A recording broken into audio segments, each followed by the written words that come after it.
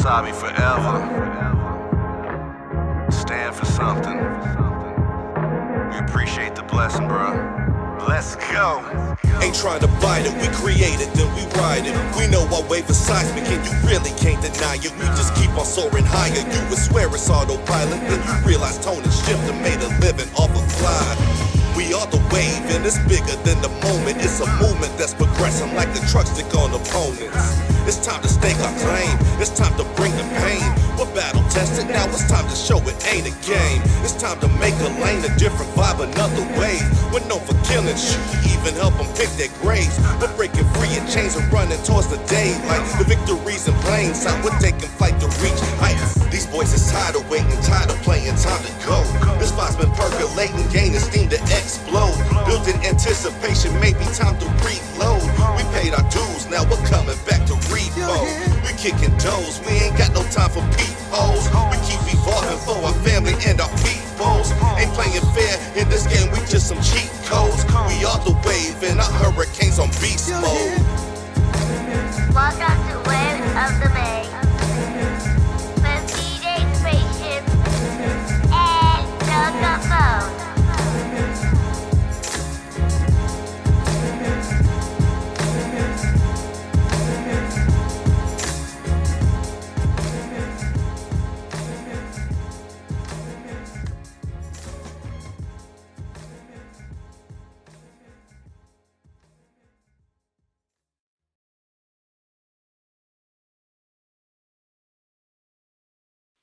What is going on, world? It's your boy Tone Capone, holding it down, Tampa, Florida.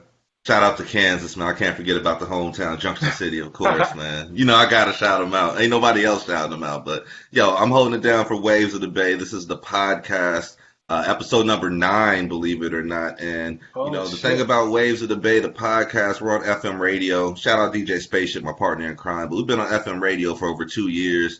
And there's some stories we want to tell that we just can't get into on FM radio. And since the last time you actually came through, they've changed up on us. Like, they don't want us doing interviews on the show that much anymore because we are, Saturday nights from 10 until 12. So, alas, here comes the podcast platform. And I want to go ahead and welcome you, Pusha Preme, Billboard Preme. Welcome to the podcast, man. Episode number 9. I'm about to blow your mind here in about 2 minutes, bro. But before I do, introduce yourself to the people. Let them know who you are. What's going on, y'all? It's your favorite masked assassin. 1-4 for the Wandering Assassin. Pusha Preme is always the Bayway. Tampa will win. How y'all doing this evening?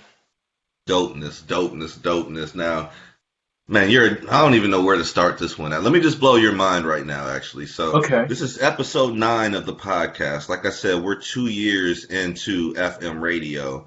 Can you guess what show? Thank you. Can you guess what number show you were on last time we had you on for an interview? 99? Nah. And I'm going to talk about the full interview, not you calling in, but the actual full interview you did with us with the Wandering Assassins. Oh, so, let me tell you this right now. Saved on my phone. We're on episode 115 will be this Saturday coming up. So think about where y'all fell into that. 115. But when was the second interview? Like second or third? Y'all were number 6. Oh, shit. Dog. That's when you had 109 Saturdays since you guys came on, man. Like, it's crazy, man. I appreciate it, man, for real. But it's because of artists like you. I mean, honestly, like the heat y'all be putting out is the reason why we're sustaining, because we just keep on playing music, based out of Tampa Bay. But I looked it up earlier. I was like, damn, when's the last time we actually had a full sit down? And Spaceship was out that night, now I think about it, man, because it was me and you and all the band, and we just got it in, man. But just came back from a show. Yeah, like y'all just popped through. We posted up, and I want to say y'all just formed a band by that point. Like, it wasn't that long, I don't think. Like, it was pretty... No, it wasn't that long. Yeah, it was pretty fresh at that point. I would say probably our third show together. Crazy. Our third show. But we practice all the time, and we have this, like, unique brotherhood to where it's just like, we're all on the same page, And shout out to them too, because they put a lot of time and energy into just like, being a part of like something that I'm dreaming of. And it just so happens that we all share the same dream from different angles and stuff like that, So shout out to them for, just forfeiting their time to kind of see these things come through. That's exactly what I love to hear, man. It's about different views of the same picture. You know what I'm saying? Like, and you never know what other people are going to interpret. But if we're looking at the same thing, we're going to try to see the same image, just in different colors, different hues, maybe different shapes, whatever the case may be, man. But I look back at that point, and we also had you on, the original Ways of the Bay podcast back on Flow Yeah, Hio. yeah. So Definitely you think about all them old By the podcasts, all them Reyes. old interviews, bruh, and it's just like the growth is ridiculous, man. It's like we already knew you were dope, but now it's like the rest of the world is catching on right now. So let's start right there. Tell me about the Ascension and how it feels to be recognized right now. It's still kind of surreal. It's hard to really think about it at the moment in time because I feel like I have so much work I want to do, but not just like where I want to take the music, but just for like the city. I just want to just have Tampa just be really, really, really a hub for creatives because there's so many creatives out here, and a lot of them they get caught in the work field and their dreams just die every day, or Hmm. they just think about the money and they forget about the effort they put in, or they're self-centered and they want so much attention to just build their self-esteem up. It's I think what people forgot was just like, are you doing something that you enjoy doing? And that's how this whole thing started. Like, I enjoy creating music. I enjoy performing for people. I enjoy being able to just wow somebody with just like the creativity. And I love being like a band of brothers with people. So Hmm. that's the only reason why I got here now. So sometimes it's hard to kind of like reflect on it until like I meet somebody like you and you're just like, yo, do you remember when this happened? Then I'm like, oh shit, yeah, I do remember. Cause Crazy. my long term memory is really, really, really like selective. It's like just so I don't dwell, you know what I'm saying? And always try to like challenge myself. So it's like a library. So when you tell me about that, I'm just like, damn, I remember that day. We going to my library and it's like, okay, open the book. I'm just like, okay, Hmm. we had a show that day. We had to came straight from the show. That was the first time all those dudes, except for maybe Justin, had ever been on radio. And that was like the very first time that we had Mac J as our DJ. So it's the first time we were doing the DJ with the band. So it was like a lot of first time things that was going on. And then even before then, right, Rhea, she used to always rave about me to everybody. She's like, Preem, Preem, Preem, Preem, Preem. And at that time, it's just like, I was just trying to figure things out. Hmm. It wasn't accepted to have a mask. It wasn't accepted to not talk about like gangster shit and talk about more like relationships and things of that nature, or just how it is just being an artist that's just trying to just do things that's not social norm. So to see that transition, it only comes to mind when we bring it when we talk about it now. Man, that's crazy, dog. Just thinking about it, man. And shout out to Ryder Reyes as well, yo. She's good people, man. That's the family right there. So that's another person I haven't seen in forever that I miss too. So shout out Ryder Reyes, man. Yo, No, Push, man. facts. Like, my gosh, man. Like, where to begin, where to go with this, dog. So, like, for real, like, I've known you for a while now, and it's crazy I've known you this long. You know what I'm saying? Like, it's You amazing good because, people, man. I appreciate your not only the growth, but it's like how you just changing lives, and it's just like I don't know if you noticed it, but like for example, like the record with Ezra Banks, right? So I was talking to Ezra Banks, and I was like, hey, don't feel like you don't have to like attack local and college radio to get this song popping, because she really hmm like she has like a banger, as in the hmm tuck. But instead of releasing that one out, she's like, I'm gonna do this one that has everybody on it because I just want to show the unity. And I was like, damn, that's different because the song that she got coming out, I'll tell her to send it to you. That shit's way better than that song. And that shit's like a yeah. bop. It sounds like She sent me two tracks, and I was like, man, I didn't even listen to them. I was like, which one are you pushing right now? And she told me the one, and I saw like a bunch of names, but I didn't actually get to read into it until I hit download. And I'm seeing names. I'm like, Miss Songbird. I was like, all right. And I was like, oh, Prophet. I was like, oh shit. And then I was saying Push. I was like, oh shit. You got some heavy hitters on this shit. yeah. Nah, But she she went she stood went up. in. She stood in the paint with that shit though too. You know what I'm Nah, she saying? Like did she though. was right there, and yeah, we was jamming at that one. Like we actually debuted that last Saturday, and we're recording this early world. So by the time this airs, it's going to be February 23rd. So, Mm. but right now it's February 7th. Happy birthday, Mama! But we actually played this track, on Saturday, and that shit was jamming, Doug. So it's going to be Yeah, in and she rotation she over there, premiered it 88.5, Doug. she premiered on the station in I believe in Jersey. Mm-hmm. So that same day she got it twice. I'm like I tell her like, yo, see, like you doing it. Like you don't have to feel like people don't, you know what I'm saying? Like you're gonna find your niche. It's just that you just have the passion and just wanting to get the music out there, and it's Yeah. gonna land. You know what I'm saying? And it's working for her. And now Prophet is like he's like motivated. He's like, oh shit, like I'm back on the radio. I want to start because he's really fucking dope. I just feel like he gets. I'm gonna be all the way honest with you, Doug. Since this is my platform, Prophet, I'm mad at you, Doug, because you was so fucking dope, and I need more of your music, especially to be able to play on FM radio. So come on, man, you too tight for me not to be playing your music on 88.5 or worldwide, and that's my preach to you because I know you and you dope as fuck, Doug. So come on with it, man. Like, straight up. Nah, word. Yeah, we Straight spoke in the up. studio, and he's just like, he just had like a bunch of things going on, but he's a music hoarder. He Mhm. loves hoarding music, and he's like a Producing professional. and all that shit, man. Like this dude is And mad engineering talented, too. man. Like, come on, all y'all Yeah. talented cats, and that's what that's one of the takeaways I got from the song. Like I said before, I even listened to the song, I seen who was on it, so I was like, all right, bet. Let me go and put this on in the car while I'm riding, and then you over here singing and shit, man. I'm over here riding, dog. Like, oh shit, like here Pusha go. So. I love it, man. I love it, dog. And I've noticed you've been doing a lot more collabs lately. So what's up with that one, man? Like, are you just trying to like bounce energy off people, or how's that coming about? If I'm being transparent, I'm just really trying to just test my limits and my and what I can do and what I can't do. Like there's certain things I want to do, but it's like I haven't found that perfect beat to bring that out of me. So a lot of these features, what they do is like when they reach out, you be like, oh, I got a track. I'll be like, let me go ahead and hear it. I'll make my decision from there. Then when I hear this, be like, oh wow, I've been dying to use like this vocalization or this effect or this a way to approach.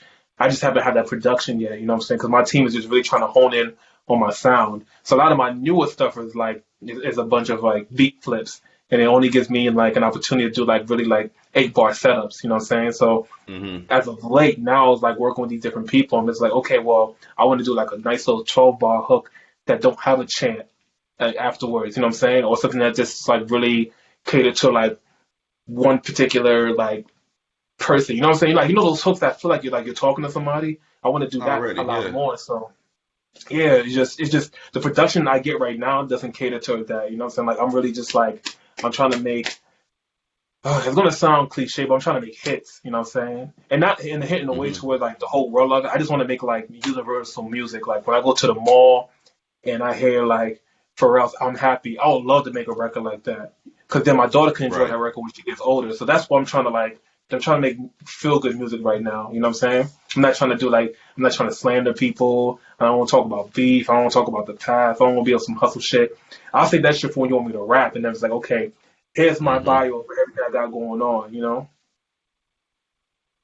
So when it comes to the production team, like, do you have like an in-house team, or are you looking for more beat makers? Because there's a I have lot an out in-house here. team right now.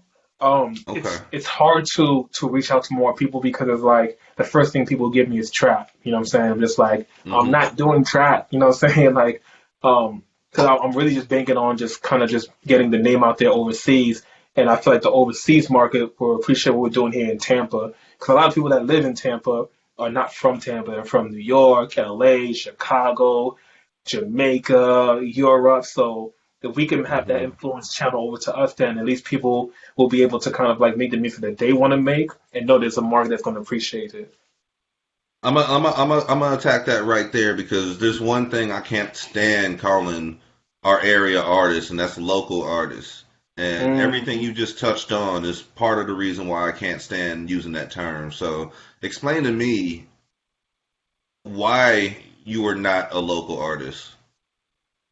I think that with the city of Tampa being such a major market and everything else, like why would that be considered local? Our football team's not local. Our hockey team's not local. Some of the food franchises not here local. I think local is just more so of like a backhanded way of saying that you're not signed, because there's really nobody local anymore because the way Spotify and Apple and Amazon work, more people from outside of the countries get to hear what we're doing anyway. So, I guess it's just like a term that people are just kind of just used to saying, but it's like I don't believe in that. You know what I'm saying? Like I think my whole goal and my purpose being here is to make sure that everybody that has like-mindedness and the type of taste making that I'm making is a part of it, or they get a chance to experience it. Yeah, man. I swear, I feel like people put themselves in a box when it comes to that shit, and just like you're talking about, it really depends on if you're pursuing a music career, if you actually have your music business correct. You know what I'm saying? Like, if you got your money right, you got your business in order, you got everything lined up, then you should not be no damn local artist because you're gonna be getting streamed in Asia and Germany and Paris and all this stuff. So it's just like, don't limit yourself, man. And I'm looking at somebody like you, you're fucking charting on Billboard out of Tampa. You know what I'm saying? So like, why would I consider you a local artist? You know what I'm saying? Like, that's a hell of a grind, and a lot of people, that's a major flex that a lot of people can't talk about. Yeah. And it's I was just blessed to be the opportunity to have a teamwork behind that to make that happen. And I tell everybody, like, you never know, but if you stay consistent, then it'll happen without you even knowing it because you're just working, and then things are just gonna just manifest themselves. You know what I'm saying?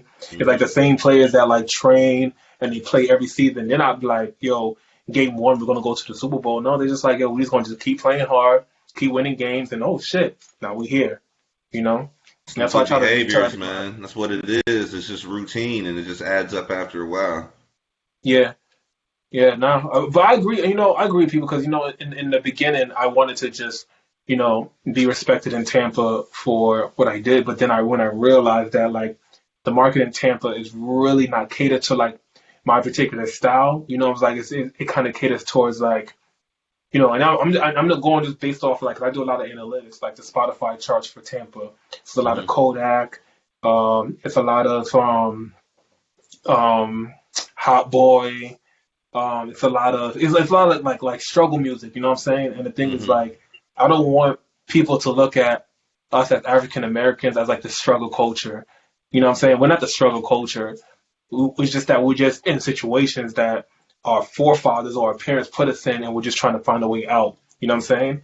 Like Right. the mother of that was 25 that happened to get pregnant had to drop out of school. If she wasn't pregnant, who knows what she'll be? She'd probably be like got a 6-bedroom crib in New Tampa. We don't know. But Right. her shit stopped here, and to provide for the children, she had to stay here. And then when you come out, that don't mean you stay here. That means you keep moving up. I was talking to Sounds and not I call him Shannon, but that's his name. Sounds Anonymous. And he was talking about the gentrification in Tampa, and I'm just like, what did you expect? It's a city. Every fucking city in the United States is going to make changes. And he's like, oh, they're getting rid of projects, they're getting rid of this, they're getting rid of that. And I'm like, duh. Because the thing is, if I have a business, if I'm coming from another country and I have a Chinese restaurant or Amscot or anything, any kind of business, and I need my business to grow, hell yeah, I want the environment around me to change. Because the thing is, we have to be ahead of the times. You know what I'm saying? Regardless, I don't care what hood or what plateau you're from, you have to move with the times. Because now we live in times where we have electrical cars. Feel me? Electrical cars are like, it's a thing now. So if you're not moving, you're gonna get lost and you're gonna get forgotten about. But America's not like living in Jamaica to where I could just be chilling in the, you know what I'm saying, in the rules. No, you can't do that here because they're trying to change everything. Because if everything doesn't catch up, then the city dies. Then you have this little brown spot like on the Monopoly board that nobody wants to be a part of. And that's not what life is about. You gotta live to the fullest. I look at it a few ways, man. Like, honestly, like, I've been in Tampa for 16 years now. So I actually used to live over in West Tampa, and when I ride through there and I just see all this vacant shit, it's just like, damn, this shit's wild. But I know that they're going to be putting new shit up there to make it look better and to attract more people and whatever. And I say that because where I'm from in Kansas, my town is like 25,000 people big right now. We're right by a military base, and we're a dying town. So there's stuff that closed when I graduated in high school where the building is still standing with the sign on it. Nothing's been done over there. Like, we have a whole part of town that is just completely just done for. Like, you can completely, raise the entire side of town and build some new shit. So I look at Tampa and I just see them not settling. Like, I don't see them being complacent. We're going to knock this building down and put something new up like in 30 days. When I go home, it's like, yo, why is this shit still fucking standing? Like, knock this motherfucker down. down, and like I feel them, I feel them, I feel them.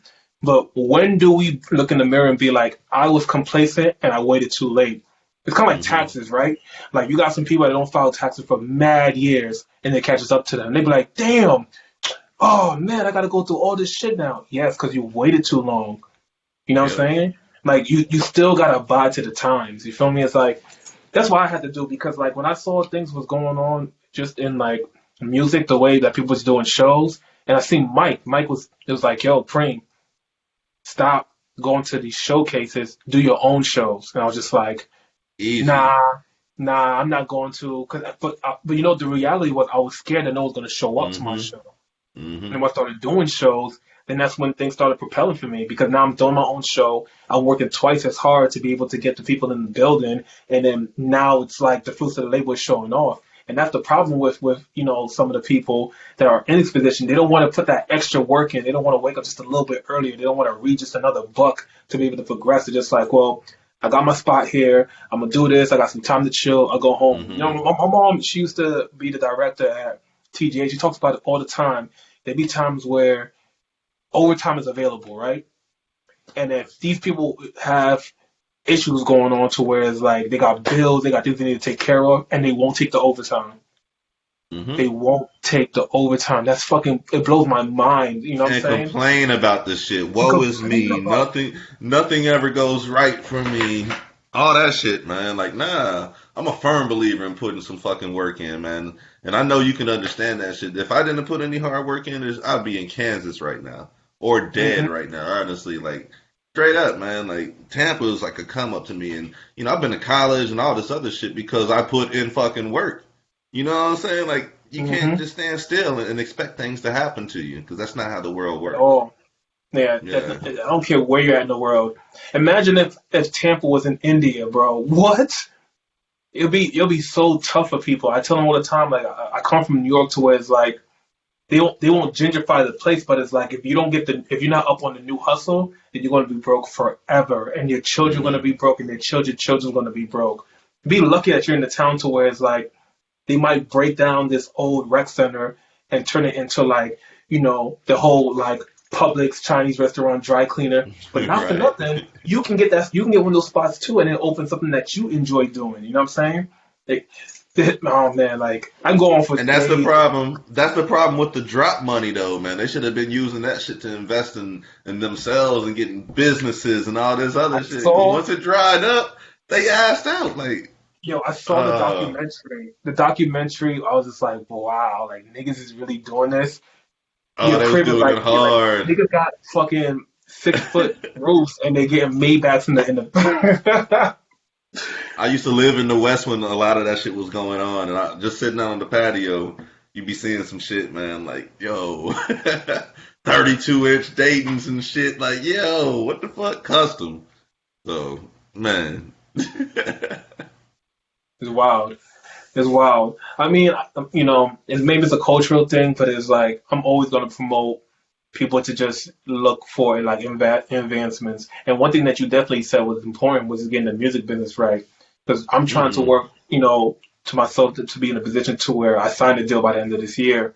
And I tell everybody like, yo, do you have the LLC? A LLC is like 175. Like even if you didn't even want to work, you can DoorDash over the weekend and make $200 and get an LLC, and then use your LLC to be able to get the purchases for your studio time so that you can build business credit. Then when you build business credit, you're able to file for these loans. You get these loans. You get to do whatever the hell you want because you just write it Hmm. off, and then everything just goes off your business. Like little things like that. Like I try to tell as many people. I'm not gonna stop. I'm not gonna stop telling them like because maybe he won't listen, but somebody like Jay Brown will listen. That's why I stick around with Jay Brown. That's why I stick around with his and like the people that I do collaborate with because they listen. Like Ezra Banks, she listens. I'm like, yo, when you do this record, go for radio. Go for the radio that you can touch right now because this song has a Hmm. sample that's familiar with people.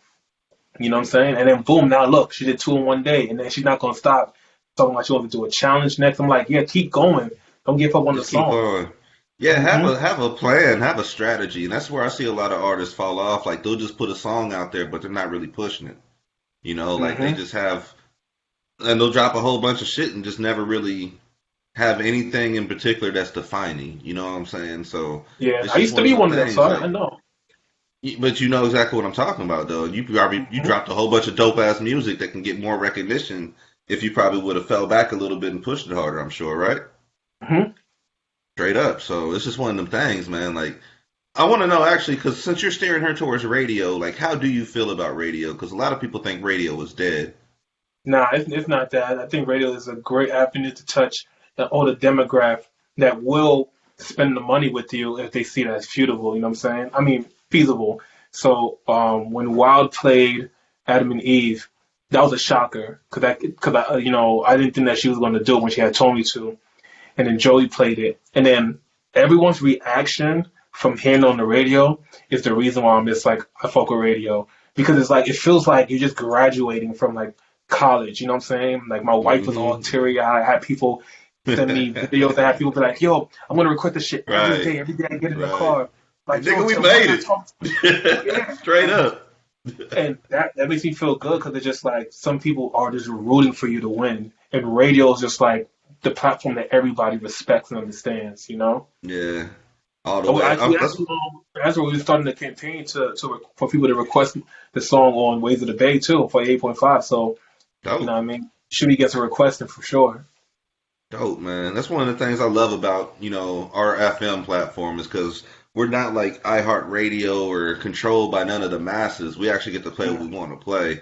And it comes in so handy, man. Like there's some nights I'm up there and I'm just in an R&B mood and I'm just gonna go R&B. And B. And then there's some nights I feel like taking it back home to Kansas and I got enough artists from home that we could rock a set. Or else there's Hmm. sometimes I want to listen to, the homies, out here, the Tampa Bay artists, so I can go hours with Tampa Bay music, man. So it's just one of the benefits of being able to do our own shit. That ownership part of it, that having your fingerprints on some shit. Kind of like how when you're talking about doing your own events, Hmm. taking ownership of your own shit. There's something to be said about that, man. I love it.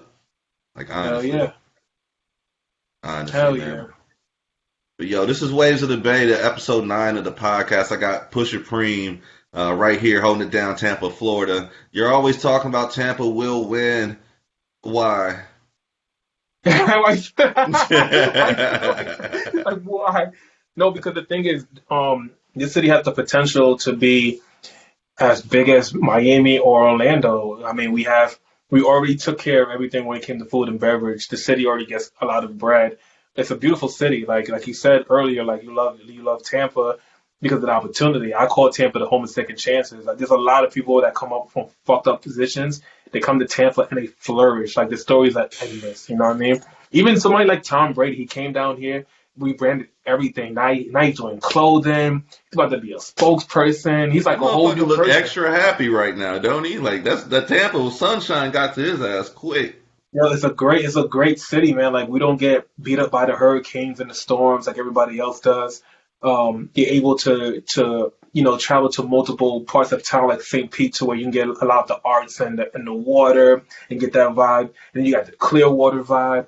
Then you got Tampa, the inner city. Then you got different parts. You have your river Hmm. views, and it's such a very like well put together city. It's just like I just feel like they're gonna win regardless, and people just count us out because they don't understand what it's like to be in a city and then watch it grow, like Sim Cities or some shit like that. Like Miami was already established with Hmm. all like the drug money or the clubs and stuff like that, so it has like one particular identity. It's only now, a couple of years later, they're like Art Basel, but we've been doing that in Tampa. We've been had graffiti on buildings. We've been doing art shows. Like we had all that already. You know what I'm saying? So I think that you can't forget about us anymore. You can't sun us. You can't little bro us like we're our own city. I know a bunch of people that love to be in Tampa than Jacksonville. No disrespect to Jacksonville, but it's like you know what I'm saying? Like it's a reason. There's a reason. Right. There's not too many cities that have like enough that vibrating energy. You know? I tell people all the time, man. Like Tampa as a city is just amazing. Like for me, it's a lot like Kansas City because it's late, but there's mad shit to do. It's like Kansas City, Missouri, Kansas City, Kansas. Reminds me of St. Pete and Tampa. Like twin cities like that. But there's so much stuff to do out here that it's just like next level with it, man. And everybody, no winter time, man. Please, these people back home hate me right now is when they hate me the most. In February, I don't even be thinking about that ass, man. I'll be Hell out here yeah. in shorts, tank top, slides, Boy, kicking it. They in ice advisories and shit back home, man. Like I don't miss that at all, dog. Like, I don't miss that shit at all, man. But I love Tampa and I love what's happening here. Like the city itself's growing up. Once the Water Street shit is gonna be done, it's gonna be super off the chain. The way they done the Channel Riverwalk, side looks off the fire, damn man. chain, dog. Like, yo, Sparkman Wharf compared to Channel Side, man, please, dog. Man, please. Now we have a rail that takes you like from what that takes from St. Petersburg to Channel Side. We have like a little The like a ferry, little, come on, man, like yeah, man, who's really doing that? You know what I'm saying? Like that yeah. experience alone, like I don't know, man.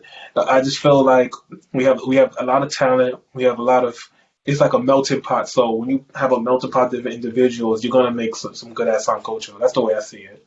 Mm, mm. I see you. I see you on that one. Okay, okay. All right, so we got Pusha Preme right here on the Ways of the Bay podcast, episode number 9, talking about Tampa will win, talking about some Tampa talent.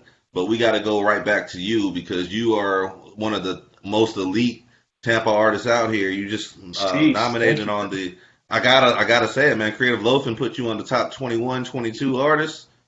Man, That was dope, how man. how did that feel to be recognized by your peers? I go front. So that one I felt really good about because I worked so hard to cross over in the urban market in Tampa by doing the song with Tom G.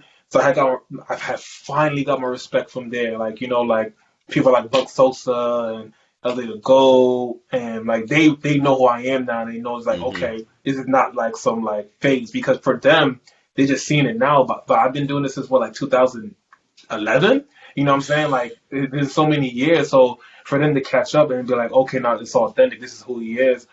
It felt good. And then for Creative Loafing because I'm not gonna say what issue, but the last time I was on Creative Loafing, I was on there with H, and that's Okay. years ago. Okay. So to be mentioned with them so often with Gasparella, and then like they had another issue where they had mentioned us for the show that we threw, and then like now to be in the category for artists to look out for, it's just like it makes me know that like the work that I'm putting in actually means something to not just me to like people who's watching in.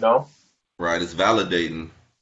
You know what I'm saying? And sitting on this side of the table, it's encouraging too, because I see artists that don't put in as much work as you do, but they're not getting as much shine as you are, and that's refreshing to me. It's not about people. It's just know who you know now. It's also about that talent and that drive, working together. And a lot of people might be dope as fuck with no work ethic, no drive. They might have all the drive in the world, all the work ethic in the world, be whack as fuck on bars, but you are a combination of both, man. Like you. I I remember try. we had you on the podcast when we had y'all. What we used to call it? Walk the plank, ride the wave. We used to call it ride the Ride the wave, wave. ride the wave, and we had you freestyling. It's like, yo, this Pusha Preme. You expect him to, write some shit down or whatever, sing something, whatever the case. No, he sat down and dropped one of the most fire freestyles we've Thank you, had man. on Waves of the Bay to this day, dog. So it's just like, Homeboy that was uh, with us too was kind of going in too. oh yeah, man, Case.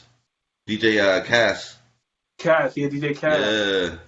Damn. Both y'all was going from LA to New York with it, man. That shit was dope as fuck, man. Oh And it shit. seems like forever ago though, man. It But it does, don't. low Like key. the Rona is completely just like years. It's like Thanos and snapped his fingers and I done came the fuck back and I'm like, yo, what the fuck happened in this motherfucker, dog? Like, we 2 years later? Yeah, that was an interesting year. It went well for me, but that was a very interesting year though. Did you have to Like switch up because of the Rona at all, or the plans no, that you actually I had where got they closer to they my just friends. stayed? Really? I got closer to my fans. Yeah, we just when I knew I was just like, okay, the music that I make matters.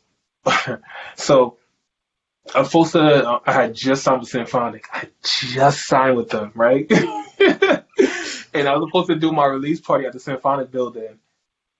First, they had shut me down. There's like 50 people only. I'm like, 50 people? Like what? He's like, no, man, that's too low. Right, I'm like, all right. right, we'll do it anyway. We'll make it exclusive. They're like, we can't do it. COVID. Oh, broke my spirit. I had so much planned for that shit. And cause we was doing the fashion shows, so our clout had came up from doing all the fashion shows. Hmm. And I was like, you know what? Well, let me drop this project, which I may use this title later on down in my career, so nobody steal it. But it's called Overthinking Will Kill You. So I was like, you know what? Let me do this. So I went on IG. I'm just like, hey guys, I'm dropping an EP called Overthinking Will Kill You. If you want the link, I'll give you the link. So a bunch of people hit me up. I sent them the link in like in a MailChimp format. So it was my first time Hmm. like running MailChimp. And there was a video of me telling like, hey guys, like this is not just something for you guys to listen to. I just want you to take a little deep dive in. And then a week from now, we'll all link up in a Zoom call. That's when Zoom was popular. We'll all link up in a Zoom call and we'll talk about it. So we did that. We had like Mm. 25 people in there, like mad boxes like the Brady Bunch. And we're always just talking about the album. I was like, oh, this is crazy. So, with them talking about it, giving their feedback on it, that just kind of just continued the trajectory. And then, then I was traveling a lot. Ticket sales were just like cheap as hell. So people were like, Hmm. they saw me drop this project, they saw the people's reaction, and they see me traveling. So everyone's like all eyes on me, during that time. So if I'm still doing music at the same time though, so I'm taking like our trips, whatever, and then putting like songs behind it and things like that to kind of keep it like going. So that just kind of led it on. So when things kind of eased up on COVID, we had another show, and that shit slapped up, and then it never stopped moving ever since. I love to hear that, man. I told Spaceship going into this shit that we had to come out the other side better than we were at the beginning of the Rona. And I remember our last show because we almost didn't have that shit. We was going back and forth on that shit for about a week and a half. It was Man, he March was telling me about 19th. it. And I'm just like, yo, I was like, bro, like, I don't know when the next show's gonna be. We're gonna have to go ahead and do this shit right now. And I remember we was out there at Ebor, and we probably had about 50 people there. It wasn't that many people either. And I was just appreciative that they came out because, we didn't know shit was about to hit the fan like the very next day. But Mm. we was out there kicking it, had a good old time, had poetry and some R&B and all that shit, man. Next day, everything shut the fuck down, dog. Baby girl school shut down first, and we was like, oh Lord. And then everything shut down from there. And it's like fucking almost 2 years later right now. Yeah, that's crazy. I remember we had the show, and then trying to remember because that's the only thing is like it's fucked up because it's like 21 and 19 because I feel like COVID happened in 20, right? Hmm. Or 21. No, it was 19 definitely into 20. It 21. was 20. Yeah. 20. So what happened in 20? Because I remember Spaceship was going to he was going to fill in and DJ. I did my own tour. I think that's the year afterwards though, because that's when we did the Hooch and Hive show. Okay. Yeah, yeah. We had another fashion show in 20 at the International Hotel, and that's when they gave me the residency. But we didn't take it because the girl that got me the placement, I wanted her to be involved with it, but COVID fucked the whole mata up, so she wasn't even trying to do nothing. She didn't want to see nobody. She was just like, I'm staying home. I don't want to die. And it's like, Yep. okay. Yep. It's one way or the other. You either all the way there or you all the way here. It doesn't seem like there's an in between with it, man. I know I'm in the house a lot more than I used to be because I'm comfortable at home now, man. And I know you understand it, wifed up, baby, and everything, man. Like I love Bro, being home. it's, Like I it's, have no it's the problem sitting most, here with the family. it's so conflicting, man. It's so conflicting, but I just gotta just think of more creative ways to just get myself out there. So we have a show this Friday in New York. And then, the March 3rd, we're going to do our big concert because we charted on iTunes. So we're going to have our shoe drive. Then after that, then I'm going to like sit back and really like assess like, okay, how can I get people like what we do as a band, but still be like in the midst of like my daughter's life. So that's going to be like the next chapter, you know? Now, one thing I always appreciate about you is the connection that you and wifey have, especially with everything that you're doing musically. So, can you Mm. speak on having that support behind you? Yeah, no, that's my rock, man. That's my rock. Like, we bump heads sometimes because, she has her own dreams, aspirations too. So, but she's a huge supporter though. She takes a lot of back seats for me to be able to kind of do what I do. And I know I do the same for her as well too. It's something to where it's like I can't say that it's everybody's gonna find somebody like that. If you don't have Hmm. patience. So she has a lot of patience with me. She's been through everything and she believes in it. Like she's seen when there was like when we had the Crowbar show and it was like 30 people there, and then I got fucked. And she was there when the billboard came in the mail, and I'm like taking it out. I'm so excited, I fucking hit my head with this shit. And then and then she was there when um when we did the Strads, we just did the Strad show. So she's seen everything, and she understands that like I'm really a firm believer and just working hard and saying what I'm going to do and following through with it. So we just keep each other accountable. So I'm just thankful to God that I don't have like a headache, like I have like a really good woman. Bruh, I feel the same way. I see my people struggling. I hear stories about some grimy women because it's not just grimy dudes out there no more. Like these women will set you up and rob you and kill you and all that shit. And I'm just so Hmm.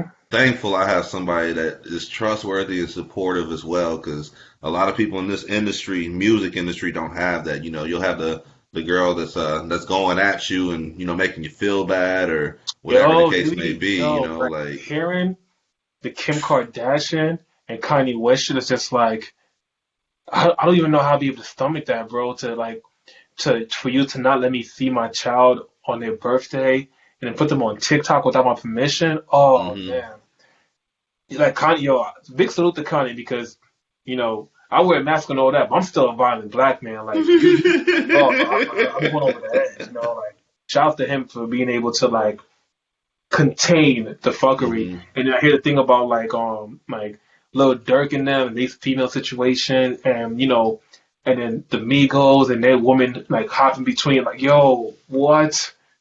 Nah, I ain't got the patience for that, man, for real. Nah, I ain't got the patience and I ain't sharing.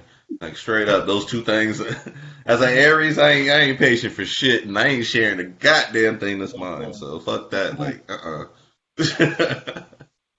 For real, for real. But nah, man, I always and I said the same thing to DeBron and Dora when I first met DeBron. I'm just like, man, I see y'all's relationship and I look at it compared to me and Winnie, and it's like, man, I show respect to that because a lot of people need that for real. So Yeah, kudos, man, kudos with that shit. But yo, the Billboard though, the Billboard when that thing came in the mail, man, is there video of you opening it up? I do. I do have video. I'll send it to you if you want to like in like a PIT Uh, thing. Yeah, bro, I was excited because like when they told me about it, I was just like, okay, whatever. Because I was a part of a compilation, so I was just like, they're probably not even gonna put my name on it. They're gonna put their mhm. name on it and stuff like that. And then, nah, man, they made sure that they gave me my flowers. That's why the next chart that we're getting, cause the purpose of the March show is to unveil the next one. That's when that one I'm like, I'm super more proud of. I know it's like iTunes compared to Billboard, but that one was just like on the label that we have under our LLC, us. You know what I'm saying? It's all us. So it's dope, man. It's dope to be able to be able to like just live to see these things happen. Like I have it on my wall right now. So it's like when my mom came, cause she's like really big on like getting a degree and stuff like that. So when she walks in the house and she sees it, I just be like, yo, it's crazy, right? I could have stayed in school, right? And she's just Uh. like, you still can go to school. But she respects it now, though. She respects it more. Like she'll tell me like, she's like, oh, I almost said my name. She's like, oh, I like that song, Adam Hmm. and Eve. I love this song, Adam and Eve. You can do more songs like that. Let me put you on to some people from Sierra Leone. So like that's what I'm working on now. Like I'm just working on with a bunch of artists from Sierra Leone and kind of just creating that bridge. So maybe somebody there I can get an opportunity here and then vice versa. So I think my calling is becoming a little bit more clear than it was in the beginning. Would that be like Afro beats then, or like what type of Yeah, it's like genre would that be? Afrobeat. I It'll would be Afrobeat. love, I would love to hear that. Like I don't know who I'm listening to, but I listen to Afro beats all the time on Apple Music. Like there's a plenty of playlists on there, and I'll be jamming the fuck out, man. Dolapo, you know Dolapo Inc. out here. Mm-mm. Oh Put me man, on. I'm about to connect you to Dolapo, and I bet y'all two are gonna be on point with that shit, man. Let me write Okay. that down before I even forget that shit though. Like Yeah, that's what's up, yo. You Okay, know what I'm I'm saying? excited for you. But no, actually, I'll be doing beat battles, or we did beat battles and everything. So I remember one of the categories one year was Afro beats, and fucking Mad Smooth and Tachi was heated about that shit, man. They didn't want to do that shit at all. They was complaining about the shit. I'm like, man, fuck that. I want to hear the shit. Like I want to, and that shit was a vibe like a motherfucker, dog. As soon as that Hell shit yeah, started coming Afrobeat is through, like woo! it's like the holy trinity of everything that we like in music. You know, because I don't care what anybody says. Those funky sounds is like we that's what we grew up on making beats. So That's we what we're love supposed to those be two. listening to, man. Like it feels like music. It feels like music to your ears. Like you step out and this is the world right here, man. Like Hmm. Very very yeah, colorful, very live. There's a lot of life in that music. It doesn't feel like a downer. You know. right, right. Nah, that's what's up, man. I can't wait to hear you on some shit like that for real, man. What else? What else you try? What other genres you trying to switch on to? So what I'm trying to do is I'm trying to create a genre called Afro pop. So it's the same vibes of like the Afro, but then I want to be able to use the same chords and the same synths that they use in like in pop music, and then blend them Hmm. together. You know, so that's what I'm trying to create right now. So I'll send you some records out that you'll hear, so you can kind of like see the development of it. Dope, dope, dope. So I want to take you back to New York with it, man, because I'm pretty sure you started doing music back in New York. So walking Hell yeah, around New yeah. York, hearing everything, feeling the energy around you. Like, who was some of the artists that you were growing up and inspired by? DMX. I loved his delivery. Jay Z for sure. Like Jay Z was like God to me. You know what I'm saying? Like Hmm. I love the wittiness. I love the storytelling. His beats were amazing. And then Busta Rhymes. Those were my people. Like when I was living in Queens, that was like the people I listened to religiously. Those three. And then as I got older, it was Missy, Outkast, and Master P. Very oddly, Mm. Master P too, because I stayed in Tennessee for a little bit. So that music was kind of like it was weird, but Master P like I can appreciate his pain. You know what I'm saying? He used songs like Hmm. I really miss my homies. Like I felt that shit. You know what I'm saying? I You was can play like, that thing damn. right now and still feel that shit, man. Hmm. That'll take you Um, right back. Bone Thugs.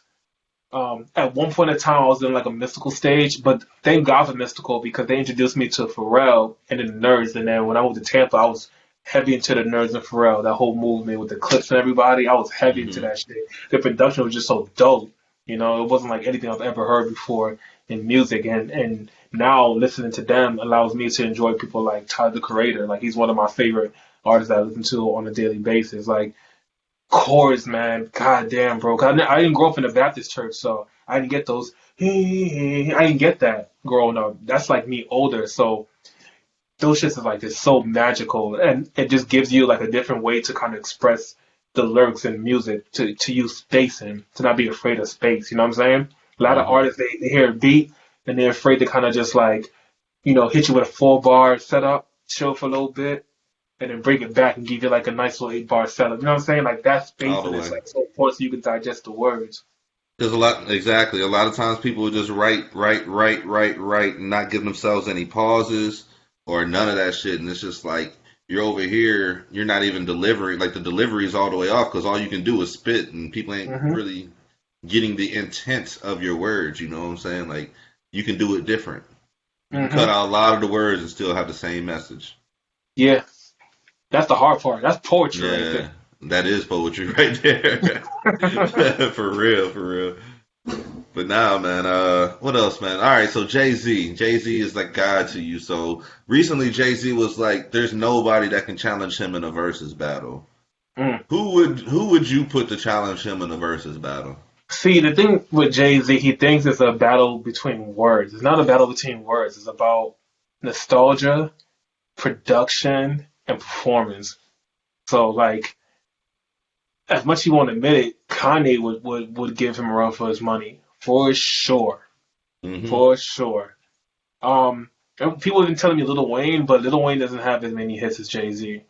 That's the only thing. Like Lil Wayne might But be close, we're but it's talking like about 20 though. Let's say 20 versus 20. 20 songs.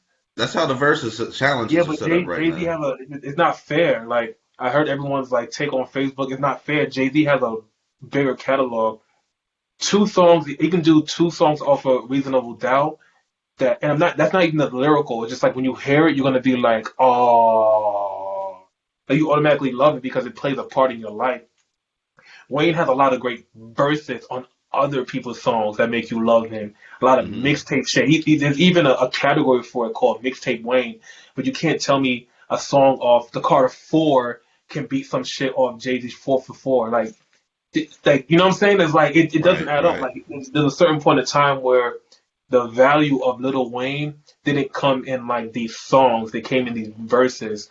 But Lil Wayne's an incredible rapper. So if it has to do with like my bars against your bars, yeah, hell yeah, Lil Wayne would be a great. But it's not gonna be that. Jay Z's gonna Hmm. play New York. Jay Z's gonna play Threat. Jay Z's gonna do H to the Izzo. What the fuck are you gonna do with that? You know what I'm saying? Like, what are you gonna do? It's nothing. You're just gonna sit there and you're gonna be like, damn. Look at your DJ like, yo, the Lots just proved that. Like, the Lots, Right. That's the what we Lots, gonna do, man. what are you gonna do? The Lots just proved that. It's like these songs that we bang with the Lots, they're mad nostalgic. And once he pulled out the New York song, I was just like, oh, it's over for them. That was a Over. mismatch, anyways, though, man. Like Dipset was more. They had some fire ass beats. You know what I'm saying? That's where they came from, in my opinion. The Hmm. Locks, not a damn chance, man. Like, nah, you ain't taking out, you ain't taking out Kiss. You know, not a damn chance, dog. Not a damn chance, dog.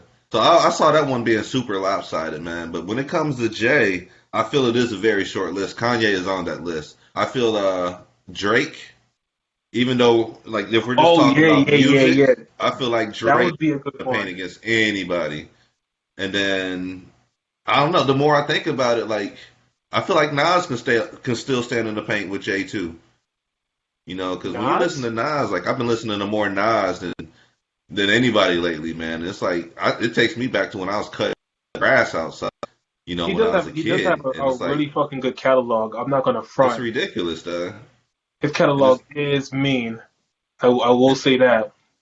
and then like the latest tracks, like the latest Hit Boy, have just been super ridiculous. Like a renaissance to Nas' career, dog. Like straight up. Matter of fact, Nas needs to call a damn album Renaissance, man. It got his name in that shit, dog. I'm gonna trademark Brandon, that oh shit. yeah, I see what you did. I see what you did there. I see what you Hold did up, man. there. He's up there. Yeah, I think not. Yeah, Nas is probably the only person where it's gonna be like a toss up. Like the songs would have to matter because Nas has a bunch of nostalgic records that, Yeah. like, yeah, if I will rule the world, you're gonna be like, holy shit, you know? Got I mean, yourself we a can't gun, talk, dog. huh? I was listening to Got Yourself a Gun.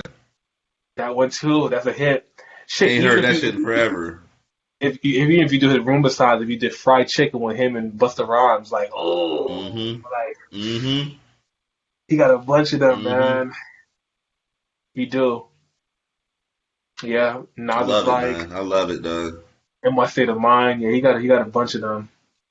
It got to My be Mike. somebody that's from that era, because the catalog. That's it. Because if I have more albums than you, I have more choices of songs.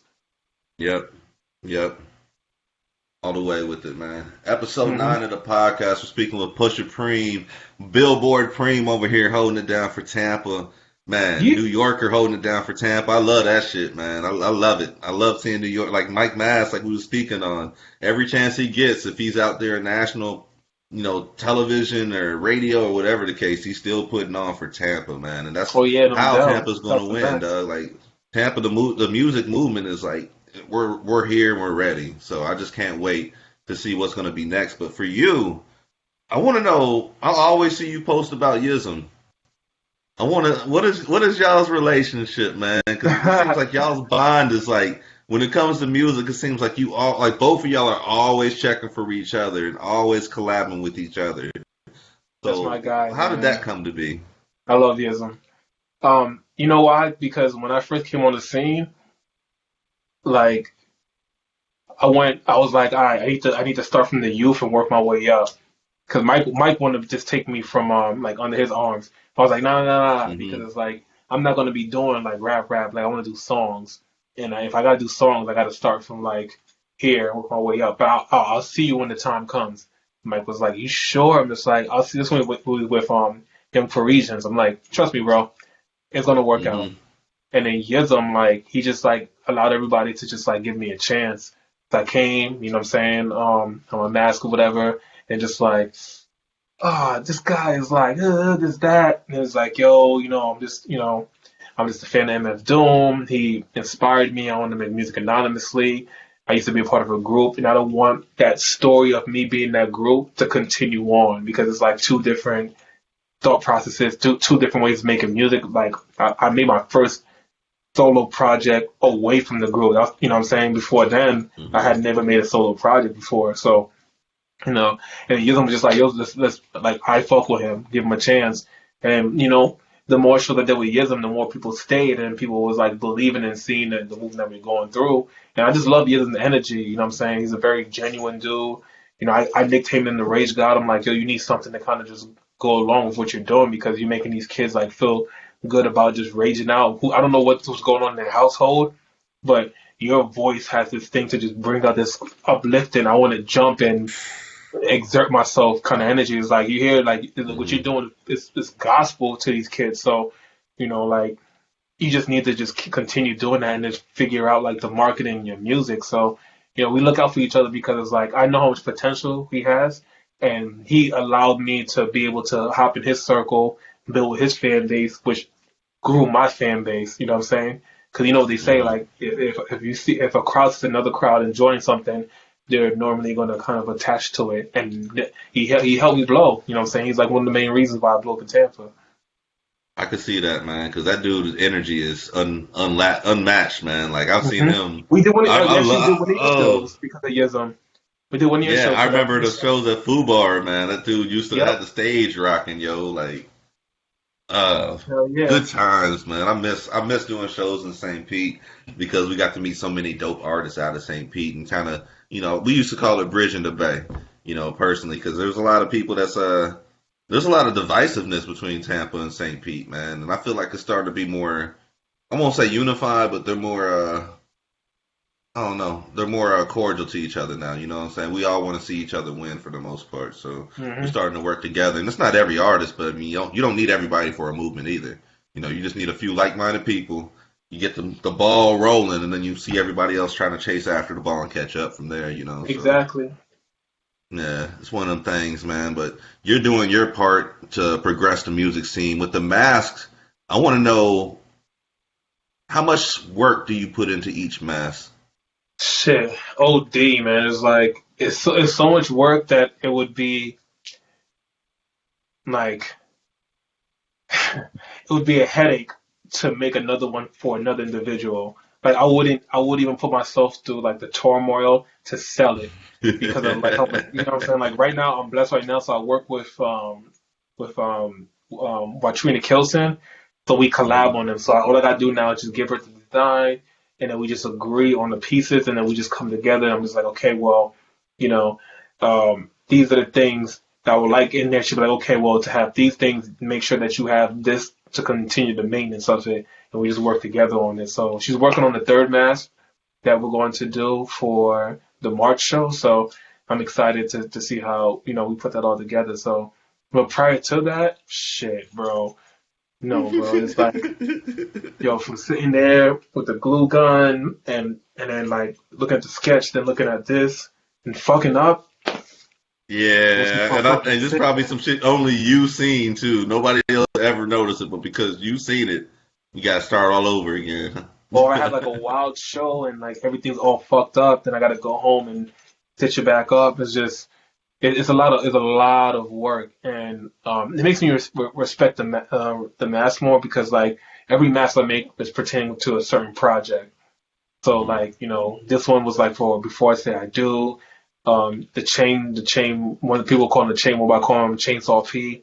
He was for Red October. Then Time was the White Ranger, and before Time, the studded one that everybody kind of like caught on that was for like the older project. So every project pertains to a particular mask. So I like the fact that like sometimes I look at the mask and be like, okay, I remember when I was at when I was making this. I remember what kind of music I was making or what point of view. Because I live so much in the moment, sometimes I forget about like what's going on around me. That's sick as fuck, man. It's like a time capsule almost, Like a huh? time capsule. Yeah, that's dope as fuck though. So is that like pretty much the next evolution was into Tampa? Like the clothing brand from there, or how did that become? Yeah, because the thing I was doing clothing in New York with King's Legacy, and when I moved to Tampa, they had just started propaganda, so they put me on their team. So I saw what they was doing, and I was just like, "Yo, we thought we had an idea to do this and do that." So they were just like, I was just like giving them creative ideas, and they started modeling me within that. So I started modeling it, and then like after a while, like after certain pop-ups, they kind of slowed down a little bit. And I'm like, yo, we should do something for Tampa. And they're like, no. I was like, oh, okay. Why? Like, oh, Tampa doesn't support Tampa. And I'm just like, get the fuck out of here. So I went on IG and I'm just like, I'm making these. I'm Hmm. going to make a new t-shirt. I'm going to make a t-shirt that's high quality. I'm going to embroider the shirt. And then my goal is to sell to 100 people. So if you buy 5 of them, that doesn't count. I'm going to meet 100 new people. That's what I did. I met 100 new people, gave them, and that's why I was like, Tampa will win because everyone says they don't support the city. That's a lie. I think that's something that came from like, and shout out to Tom G though, because like I can imagine what he had to go through if niggas is going through this now. So I Straight remember, up, I man. feel like the Drag Boys and the Jack Boys and all that era, they were just beefing so much they didn't allow people to grow, and the young artists could never plateau the older artists, and that's why they feel like Tampa is a crab in the bucket market. But Hmm. that's a small group of individuals. That doesn't define for all the bands that come here. That doesn't define for the Mike Masters that come here. You know what I'm saying? There's so many different eclects of different artists out here that don't define that. So when people say, I'm just like, no, like that's not what we got going on here because people are still doing shows, people are still doing radio shows, people are still getting on the radio. You still have your kid breaks out there. So no, it's not a losing city. If you're mad, that's because you're mad. You know what I'm saying? It has nothing to do with anything else. Like people were mad that Jay Brown was on the 22 list. I'm just like, but Jay Brown put in work.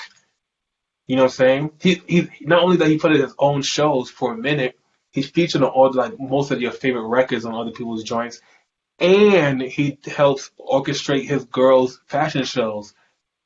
That's somebody to look out for. You know what I'm saying? Because like you want to list somebody like that, because then he could put you on the. See, that's the way I look at it. The top Right. 22 list to me is not who's the best. It's just like, hey, if you're new to music, if you're a blog, if you're a radio, if you're this, these are the people that you need to talk to because they're doing something on a progressive level. Not I'm better than this person. That sounds crazy to me, bro. No human is better than another human. It's all subjective. Straight up. Straight up. Now, one thing I will touch on with that is part of the reason why I really don't miss doing shows is egos. Like so many, so many egos from artists is just out of control considering the amount of work that they put in compared to another artist who's actually putting in work. So just dealing with those artists every day, like I love doing our shows. I mean, we did Ignite the Night for 7 years, you know what I'm saying? So it's just Yeah, I like I remember that. love doing them shows, the shows across the bay in St. Pete and all, but the egos, it's like, and then when you do your own shows, I mean, there's nothing guaranteed, and a lot of people don't understand until you actually put your own show on together the stresses that come, with curating type shit. You might not make your money back. What's gonna happen? You got to pay your people. How you gonna balance that shit? Yo, the Like thing is, these niggas think this shit is sweet, bro. You know how much money I spent on my band I can imagine because bands ain't cheap, and security and the right? merch? Yo, they don't understand, man. That's why like I'm so appreciative of what we do because it's just like like they have no idea, man. They have no idea, and I be telling them like because now we have to kind of like I have to give you the real rate for a show. I can't like Hmm. do favors anymore because the more it comes out of my pocket, it kills my investment for the band, and the band won't even accept that anymore. I remember there was one show, um, they had paid me less, and I'm just like it's like I gotta Zell you, and they're like Zell you, I'm like yeah, I gotta you only give me this. And they're like we're not taking your money, but one thing is I'm not playing for you if they're not gonna pay us what they need to pay us. And I'm like, I bet. And my man Julian, Julian's like, no, they gotta pay us, man. The show that we give, we should at least get $1,000 for a show like that. Mm-hmm. And I was like, I bet. And now that I understand the power of inflation and influence, because I didn't know that, you know what I'm saying? Like, I'm in the moment. So now I understand that it's like, if you bring an act like us, then yes, you're supposed to charge 20 at the door because you're bringing us. You know what I'm saying? Like, we did GMF, we did this, we did that. You know what I'm saying? Like, people will recognize it because when we mess with, like, and I don't mean to say it like that, but when we work with the white people, they always pay. They always pay exactly what we ask them for. They don't even They don't question it. They don't try to negotiate. None of that shit. They ain't bartering. None of that shit, man. It's only our community where that shit happens at, man. Like, yeah, it's fucking frustrating. Like, I get you it. got to build like, the value, bro. Like, you got to build the value, and that's exactly why you can't go down on the price. Yeah, you're right. I mean, you're absolutely right because my keyboard player could just be like, I'll just take a wedding. We're just gonna pay double. So they cancel a lot of gigs so we can do gigs just to make sure that people get the experience. For me, it's the experience. I just, my whole purpose of just making music in Tampa is to change the trajectory to where it's like we have a live local music spot. Because when I go to New Orleans, they got that. Every Wednesday, Currency has a spot. They got a house band, and you hear live music and fucking rappers all day long. I'm just like, why the fuck we can't do that in Tampa? Everybody plays an instrument in Tampa. Everybody. And if I just had a situation at the Strats, right? My drummer couldn't make it. I had 4 of the drummers hit me up talking about, let me know I'll play. 4. Come on, man. You know what I'm saying? That's dope, though. It's too easy. The thing is too easy to have like the MP3 stuff like that. We gotta step it up because then what happens now is we're creating. Now we're definitely bridging the gap because now we're bridging the gap with people that actually could play instruments and us being artists. Boom, that's a bigger crowd and it's a better show. Because a lot of these venues, like they're not gonna improve their equipment because they're like, what for? You're just gonna just yell at the mic all day.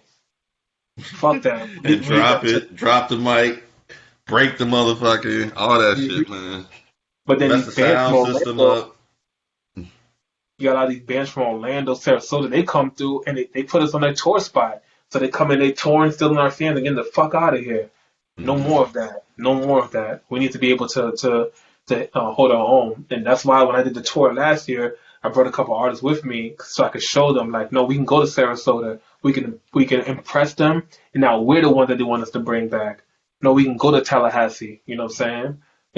It's not that you just have to believe in yourself. That's all. Did you feel like going out of town, doing successful shows, and coming back raised your profile at all? Sometimes. Well, you have to make sure that it all comes down to marketing. Because you can do a bunch of outside stuff, but people don't know because you're not like putting the marketing behind it. They won't know. Yeah. I want to know about Gasparilla Music Festival, man. Ooh. Like how was that experience, yo? That shit was amazing. Yo, it was a headache and it was amazing. It was amazing because they treated us like superstars. I'm not gonna hold you. Shout out to GMF. Now I get it now. Now it's like I can't go back.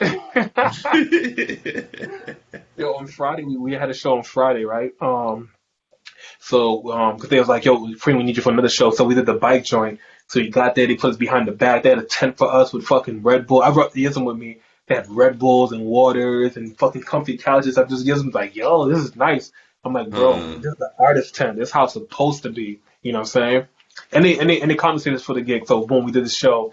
Then GMF, we went there. They gave us like a small little section to kind of go around. They gave us waters. They took care of us. We had like a small malfunction in the beginning. But then I was just like, we were just so like pumped up with energy. We just kept it going. Like because we usually have the backtrack. And I was like, fuck the backtrack, just run it. And we just ran it like blindly and stuff like that. And then the music started coming on. That's when we did Party Time.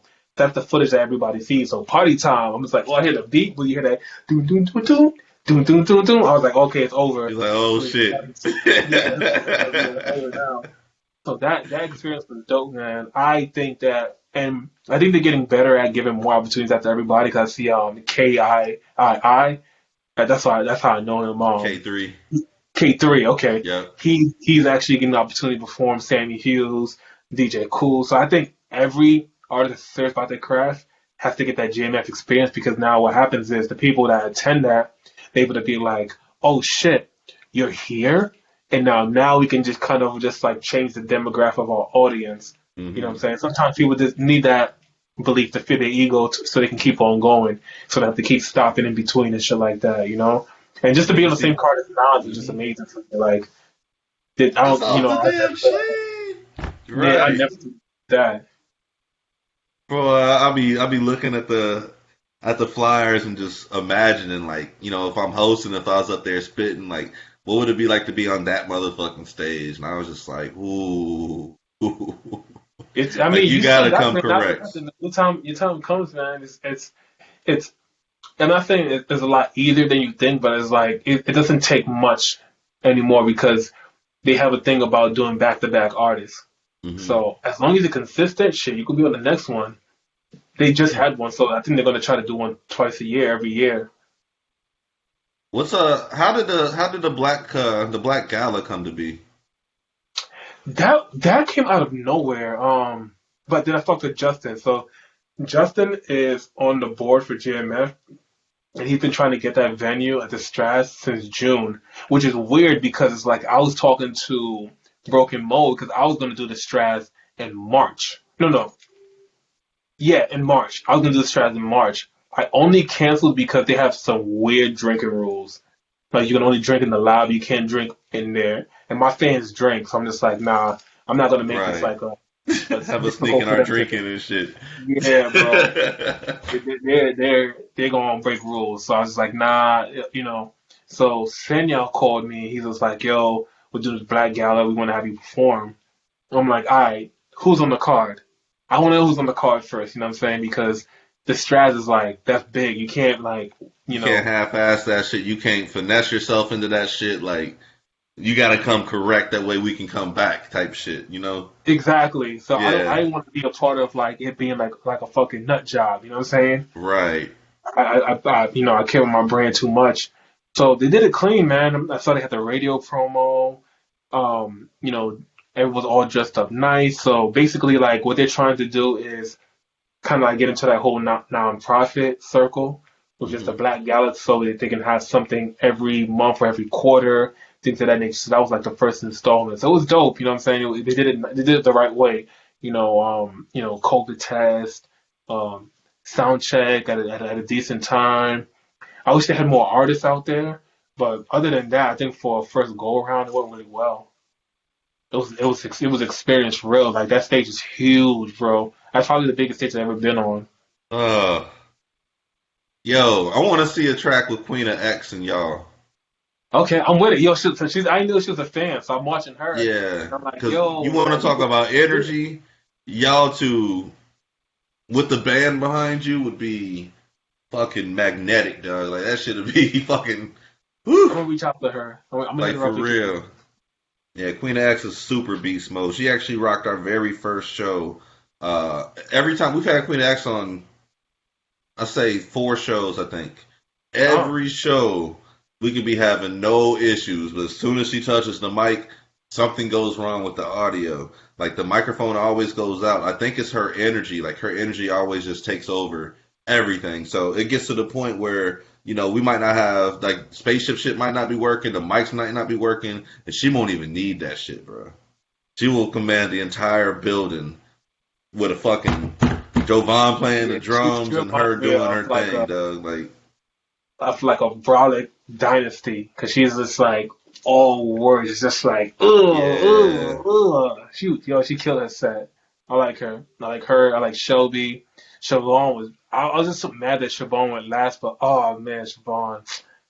That girl can sing, man. Superstar, dog. Superstar. That's what we're talking about, man. Like, this is Tampa Bay. You know, we ain't have to fly none of these artists in here for that. Like, we here. Siobhan is a next level beast, man. She's my motivation. Because it's like she's ready for the world. Like, right now, she can sing so well. I actually just started paying for singing coaches just so I can just like be able to protrude the emotion. That's what I love about her, because she could just put the emotion that's in the words. It could be something so simple like, I gotta get up at 6 a.m. There's like 6 a.m. And he's like, I feel you. Like, oh. I love that Straight about him. up. I want to know. Let me think here. Let me think. What do we want to know from Pusha Preme? For one, this is episode 9 of the Ways to Debate podcast. Talking Pusha Preme over here, Billboard Preme, holding it down, man. I want to hit you with a hypothetical question. So, Okay. let me see here. You need to give me 2 artists that you want to do a collab with. One needs to be a dead artist. One needs to be an alive artist, mainstream artist. Okay. Nipsey Hussle and Pharrell. Okay. Tell me That'd be about dope. Nipsey, man. It'll be like it'll feel like you know how Pharrell and Snoop had a record? Mm-hmm. Like I feel like me, Nipsey, and Pharrell could make like a beautiful part 2. Are you a Nipsey Hussle fan or what? Because for him to come out your mouth first Late. before I'm many a other late fan. names. Yeah. I'm a Lake fan. I jumped on Victory Lap and Okay. I'll listen to him like in college. I forgot what song he had. I don't know if it's a song with Drake or somebody. He had a song with somebody. Killer. It was Killer. Yeah, with him and Drake did Killer. I'm a That's what it is, motherfucking yeah. killer. Yeah. That shit. Okay. That's what it was. So I heard that in college, and I was just like, I like this guy. And then when I heard he was selling $100 mixtapes, I'm just like, I That nigga really like crazy. this guy. And he did it. Yeah. That's about the time I came in around Nipsey, I want to say. I want to say it was probably around 2011 or 12. It's because Ross was trying to sign him at the time. And that's why I remember I was like, Nipsey. I was like, who's this cat? And I started listening. And I'm a huge Nipsey fan, man. Like, Nipsey, you can't see my walls behind me because I got the background, but he's going to be on the wall. Like, he's one of the last kings that's missing off my wall right now. I'm trying to get that picture of him and Kobe dapping up on the LA Lakers court. Ooh. Yeah. I'm gonna put that on the wall over here. So that's yeah, man. Another 2 greats lost before their time, Kobe and Nipsey, man. But I love Nipsey, dog. So that's an interesting combo. That's an interesting combo right there. Hell yeah. Okay, all right. Let's what other questions I got in my box here? Oh, merch and branding. Because you're one of the major ones about that. Yeah, okay. That's pretty much all I got left to ask you, though. But merch and branding, I mean, when it comes down to, the clothing line, it comes down to the mask. Why is it so important for you to have say-so on your brand? I think to define your identity. One thing when I used to be in my other group, they used to always put me in a box, man. Like, when I used to work out a lot, they were like, oh, he's like 50. Like they'll see me and they'll judge what I'm gonna say even before I even come out with what I gotta say. Or, oh, I think he gonna sound like this and sound like that. So I didn't want to give people an opportunity to put me in any kind of box. Either you don't know, or you have to give me the opportunity, or you just don't care. It's going to be one of those 3 things, but I can't just, I don't blame them for doing that because society does that. Like, if I have like a face tattoo and I walk into like a grocery store or like a Publix and I'm just like, oh, I want to get a money order, she's going to just be like, oh, you paying with cash or debit? You know what I'm saying? They're going to give you that look, you know what I'm saying? And that's just what's been portrayed to society. And unfortunately, because we're in this world, I don't want it to take away from the music. You know what I'm saying? The music is like the child that doesn't deserve to have any kind of prejudice put towards them. You know what I'm saying? Like let this like orb of like good energy like live on. Don't let me be the don't let the sins of the father be the spoil of the child. So that's why brand is so important to me because I need to be able to tell this story the way I feel like it needs to be told. But nah, for real though, that's what's up. Cause I'm the same way, man. Like I remember like when I first started doing music, like my cousin was the one trying to set shit up and like with the studio and shit started falling apart and eventually it's cut out the middleman type shit. And it's just because like you want to have some type of say so on what you're doing. Like you don't want anybody else to have control over, the image you're presenting or the sound that you want to craft or any of that shit there. So with that being said, How would you feel like if you signed to a major label and they try to make you change your sound up? My sound, that we're gonna be in a war in the room. I can't change the sound because I feel like it was just crazy that you said it because like I'm working towards that the end of this year to sign with somebody. But no, I just feel like if you believe in like what I'm doing and that's going to be profitable, then you hear me out. But if you feel like you can do it, then go make another Preme. Like you don't need me. Hmm. If you feel like you're going to be able to put it out there better than I'm already putting it out there, then why do you need me? You know what I'm saying? For that, let me just ghostwrite for whoever you're going to put in the forefront. So it's highly important for it to be like the way that I'm doing it. Now I'm always open to criticism or things to elevate it, but we don't want to rob the people because then if I lose the core fans when you're done doing your Hollywood magic and they're done with me, I'm gonna have nothing to fall back on. Mm. So that's my biggest fear. Like that's why I'm always like big on my fan base. I connect with them. I talk to them. I hit them up. I send them unreleased music all the time. I have like a iPhone notes, and I just add them on there, and I just rotate people depending on like how active they are, things like that. You know what I'm saying? Like I just work too hard for it to just be toyed with. You know what I'm saying? All the way, Hmm. man. All right, I got one last question for you, completely off topic from music. I know you're a huge sports fan. It's Black Yes. History Month. Okay. Brian Flores set all this shit on fire earlier this month with accusations on the NFL against the Rooney Rule and the hiring practices. I want to know Hmm. what your take is on that shit, man. 'Cause you've seen I, a I lot think of I think he's right, sports. man. I think he's Hmm. right. Like Brandon Marshall was talking about it too. Brandon Marshall and Ocho Cinco, they're like, oh, why is it easier for NBA players to band together except for football players? The thing is like, like the coach, like, it's unfortunate. Like, you can't even be African American and buy an NFL team, even if you have the money. So if you think that they're going to be fair on coaching, they're not going to be. He needs to speak out because that's what's going to ruffle the feathers to let you know whether or not they're going to do something about it or they're going to Colin Kaepernick you. You know what I'm saying? And people people have like their own opinion on Colin Kaepernick, like, oh, you should play, you should not play. But at the end of the day, it's like, all we're just trying to fight for is just an equal playing field. And the same thing Hmm. Dr. Martin Luther King was fighting for, the same thing Gandhi was fighting for. It's the same thing even Jews during their times with Hitler and all that they was fighting for. We just want to be equal, and what's the harm in that?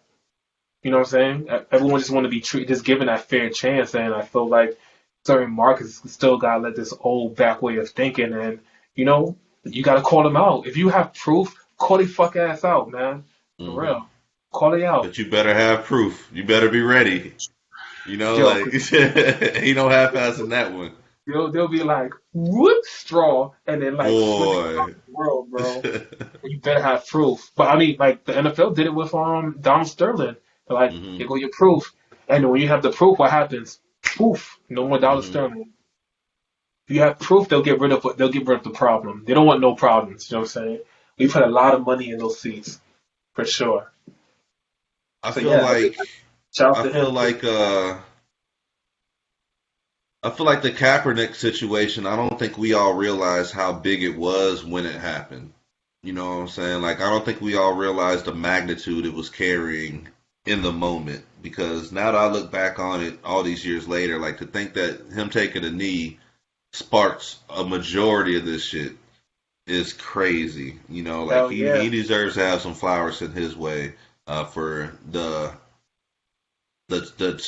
chance he took, man. Like for real, like he put himself out there, just like Brian Flores right now. Like me and you, I don't know about you, I won't speak for you, but I don't think he's ever going to get a coaching job again because he's putting himself out there like that. Seeing how they did Kaepernick and all that Yeah, but shit, not and for nothing. If he's a good coach, he can kind of do what Nick Saban did, go the college mhm, route. He'll still get paid. You know what yeah, I'm saying? college route is going to be the way I see him going because the NFL is just so it's so controlled by old money. You know what I'm saying? It's just like it's almost like corporate America almost, where you gotta be, and especially as a black coach, you gotta be motherfucking perfect in order to stick around. Yo, For your whole I'm not fucking even a Pittsburgh contract, bro. fan, but the And you coach gotta for the respect Mike Steelers, Tomlin. yo, I respect him, bro. I get All him of us do, different duh. reasons. All of us do. We can care less about the Steelers, but don't say nothing bad about no damn Mike Tomlin though. We all stand up for Mike Tomlin. Facts. Crazy shit, bro. Crazy shit. But yeah, I had to ask you that because I know you're a sports head, and just the climate of the country right now. It's just like a lot is just being exposed that some people ain't know is really facts, but the shit's really been swept underneath the rug the whole time. And now that the fact is in your face, you know what I'm saying? It's just like you can't hide from this shit. People, I think is what happens is like when you're far removed from the everyday like prejudiceness, you forget about it. Like, oh, I'm chilling. I live in Malibu. I live in Channelside. But it still goes on. So if you hear about it, you best believe put your ear to the ground because like just because like you're having dinners with these people and they're chilling with you, don't mean they fuck with you. You know what I'm saying? They're just being cordial, just being very cordial with you. So I definitely hear that. And it's kind of like the situation I had with the Orpheum, right? Which is so funny because every time someone tries to like play me on something, my next move is almost better. So I was supposed to do the Orpheum, and they gave me such a hard time. They're like, oh, you can't have no opening hip hop acts. I'm like, what?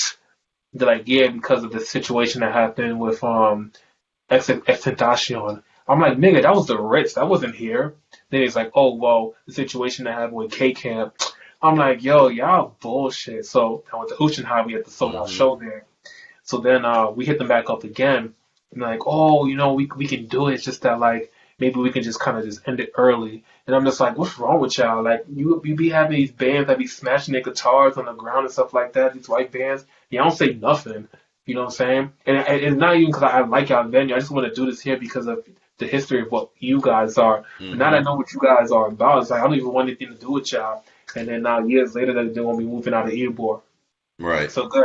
Let them get out of Ybor, man. We had an experience with them too, man. Probably shit. Whatever year that was. I guess it's probably been about 5 years ago now. But yeah, we had an issue with them too, and ain't been back. Every time I've been to Orpheum, it's always been some issues where I felt like I wasn't accepted. And yeah, we don't do that shit around here at all. Our money too valuable to be spending on people that don't want that shit. Exactly. You know what I'm saying? Especially when we're bringing people in the building. You know what I'm saying? Like, Right. Buying drinks and all that shit, man. Like, I can feel it, man. Hey, I want you to go ahead and share your social media information so anybody out there that wants to follow you can. Okay. Go by Pusha Preme, PUSHAPREME everywhere. You can Google it. Something's gonna pop up. YouTube, if you want to get like a visual aspect of like what we're talking about. Instagram, the same handles. I'm not really on Twitter, but you can find me on Twitter as well too, or Facebook. Just anywhere that connects with you on a very consistent basis or level, that's where you can find me. And I hope that I have what you're looking for when it comes to content, music, or just motivation. Straight up. Still humble with it, man. I appreciate that shit. This cat right here is one of the dopest, one of the elite from Tampa Bay. Thank you, man. Still you too, man, humble, even though he's on billboards, on Apple Music, all this shit, you still humble, man. It's still as humble as like the first time I met you. And, people change over time, so I truly appreciate that shit about you. Like, for real. No doubt, man. The Lord's work is not done, man. Still got so much to do. Yeah, we here with purpose, man, and our blessings can go to other people at the same time. So just spread yours to somebody that needs it.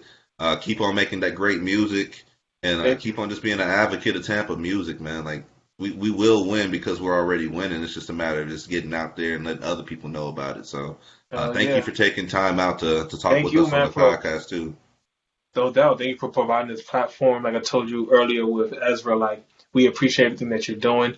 Shout out DJ Spaceship as well too. We all three of us got to get an event going on, something dope, classy, something that has our spin on it. So, by the end of this year, I definitely want to connect with you so we can do something for real. I can see that happening. I got some suits I can throw on. See, I got the waves back now, so we can go there. Okay. We can go there. All right, Preme, man. Hey, blessings to you and the family, man. Thank you again for taking time out, and be easy, bro. Be safe out there, man. You too, man. Take care, man. See you soon. Too, bro. For sure. Peace. Love.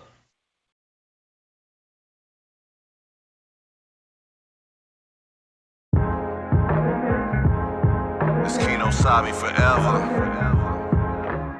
Stand for something. blessing, bro. Let's go. Ain't trying to bite it, we create it, then we ride it. We know our wave is seismic and you really can't deny it. We just keep on soaring higher. You would swear it's autopilot, then you realize tone and shift and made a living off a fly. We are the wave and it's bigger than the moment. It's a movement that's progressing like the truck stick on opponents. It's time to stake our claim, it's time to bring the pain. We're battle tested, now it's time to show it ain't a game. It's time to make a lane, a different vibe, another wave. We're known for killing, shoot, even help them pick their graves. We're breaking free of chains and running towards the day. Like the victories in plain sight, we're taking flight to reach heights. These boys is tired of waiting, tired of playing, time to go. This vibe's been percolating, gaining steam to explode. Built in anticipation, maybe time to reload. We paid our dues, now we're coming back to repo.